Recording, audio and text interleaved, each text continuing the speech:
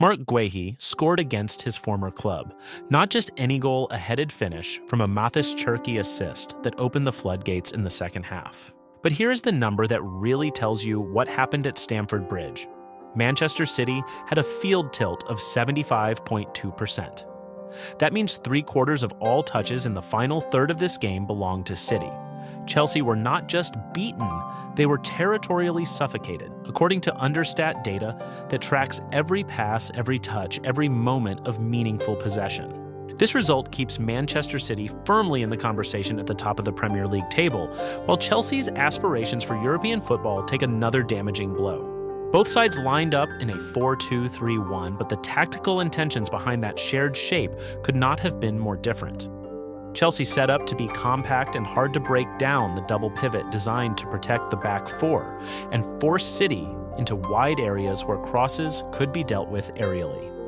The number 10 role was meant to link quickly on the transition, exploiting space behind City's high defensive line. It is a setup that works when you can win the ball back quickly and hurt teams on the counter. The problem is it demands an effective press. Manchester City set up their 4-2-3-1 as a possession machine, Rodri sitting as the deep anchor, giving the two center-backs the platform to step into midfield and recycle. The width on the left from Doku was designed to stretch Chelsea's defensive block and create the half spaces that Bernardo Silva and Matheus Nunes could exploit centrally. The intent from City was to build patiently, invite pressure, and then slice through the gaps. Now let us get into the numbers, because this is where the story of this match really lives. Chelsea had 36.3% possession. City had 63.7%. But the field tilt divergence is even more striking. Chelsea at 24.8% of final third touches versus City's 75.2%. That gap between possession share and field tilt tells you something important. Chelsea's possession was overwhelmingly passive.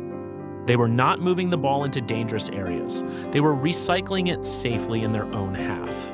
Look at the progressive pass breakdown, and it becomes undeniable. Chelsea completed 80 progressive passes, but 53 of those, that is 66%, stalled in the midfield zone. Only 10 broke into the box. City also completed 80 progressive passes, but their midfield stall rate was even higher at 73. The difference is what happened when City did progress. They did it with far greater intent in the final third, generating 15 deep completions compared to Chelsea's 2. 15 versus 2. That is not a gap, that is a canyon. City were not just moving the ball forward, they were consistently arriving in positions to cause real damage. The pressing data reinforces this completely. PPDA passes allowed per defensive action measures pressing intensity. The lower the number, the more aggressively a team presses. City's PPDA was 8.59, a genuine high press. Chelsea's was 25.85 passive by any standard. Chelsea were sitting deep, inviting City to play through them, and City did exactly that. This allowed City to win 4 high turnovers in the final third compared to Chelsea's 2. When you concede the ball that high up the pitch, you are inviting attacks from positions of maximum danger. Now the XG timeline shows us when this match turned. After 15 minutes, Chelsea actually led on expected goals 0.23 to 0 for City. There was an early spell where Chelsea's counter-pressing had some effect, but by the 45-minute mark, City had flipped it 0.45 to Chelsea's 0.28. By the 60th minute, City were at 1.60 XG to Chelsea's 0.46. The second half was where this game was decided. City generated 1.96 XG after the break to Chelsea's 0.94. They had 13 shots in the second half alone. The goals came in a 9-minute window. Nico O'Reilly finished from a Matheus Cherki assist on 50 minutes. 6 minutes later, Marc Guehi, the former Chelsea defender, headed home Cherki's second assist of the afternoon. Then Doku added the third on 67 minutes. 3 goals, 9 minutes, and Chelsea were done. Set pieces contributed 0.32 XG for City from 2 set-piece shots, a meaningful portion of their final third threat. Chelsea's lone set-piece shot generated 0.17 xG. Neither side was heavily reliant on dead ball situations, but City's delivery from set pieces had genuine danger. The xG final count tells you the full truth: City 241, Chelsea 122. This was not a smash and grab. City deserved to win by multiple goals, and they did exactly that. Now to the players who made the difference. Marc Guehi led all players in XG chain with 1.19, the cumulative expected goals value of every attacking move he was involved in. For a center back to lead, that metric is extraordinary. It means City were building through him, with his drives from deep and his distribution being central to how they unlocked Chelsea. He scored, yes, but the number tells you he was involved in far more than just that one moment. Matheus Nunes ran the engine room.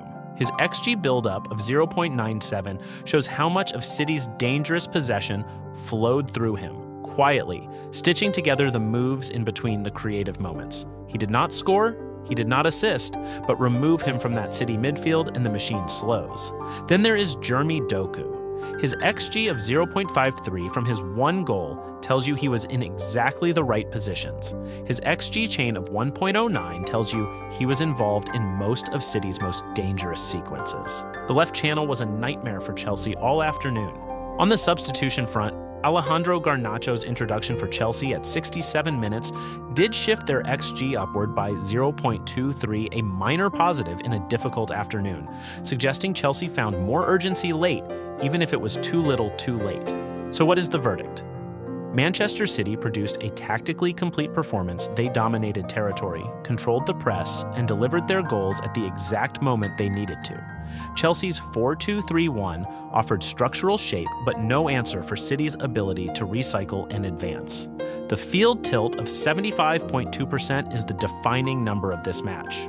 Was Chelsea's tactical structure fundamentally incapable of containing the City side, or was the real problem the failure of the press to ever get off the ground?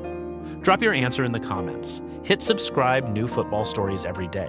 If you enjoyed this, hit like, subscribe to No Way Football, and turn on notifications. New episodes every week.